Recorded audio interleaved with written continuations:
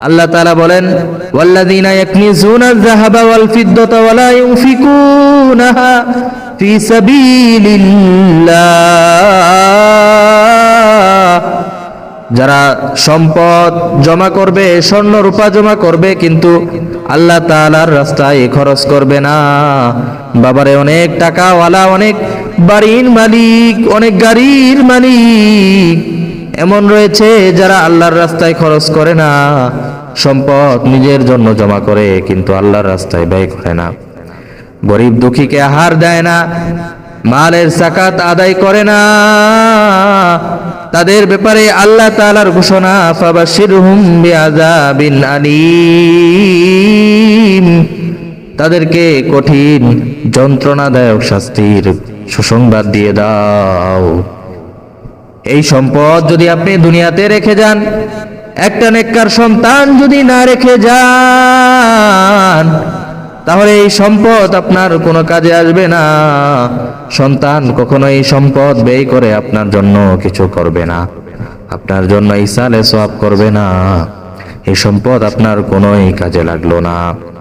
এই জন্য ইমাম গাজালি রহমতুল্লাহি আলাইহি বললেন, সময় সংক্ষিপ্ত, খুব অল্প সময় নিয়ে দুনিয়ার জমিনে বান্দা তুমি আসছো।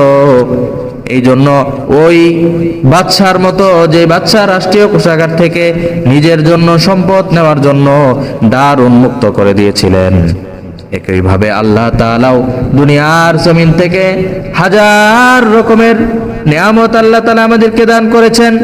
এই নিয়ামত রাজি ভক্ষণ করে আল্লাহর দেওয়া শক্তি দিয়ে, আল্লাহর দেওয়া শক্তি দিয়ে যখন আমি আল্লাহর ইবাদত বন্দেগী করব এবং এই শক্তি দিয়ে উপার্জন করে যখন টাকা পয়সা জমা করব, সেই টাকা পয়সা ধন দৌলত সম্পদ থেকে যখন আমি আল্লাহর রাস্তায় ব্যয় করব, ওই ব্যয়কৃত সম্পত্তি আমার নিজের জন্য থাকবে, আর কোনো কিছুই আমার নিজের জন্য থাকবে না।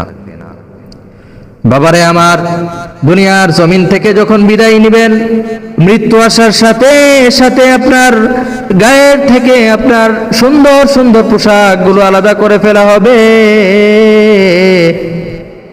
শরীরের মধ্যে কোনো দামি পোশাক আপনার রাখা হবে না।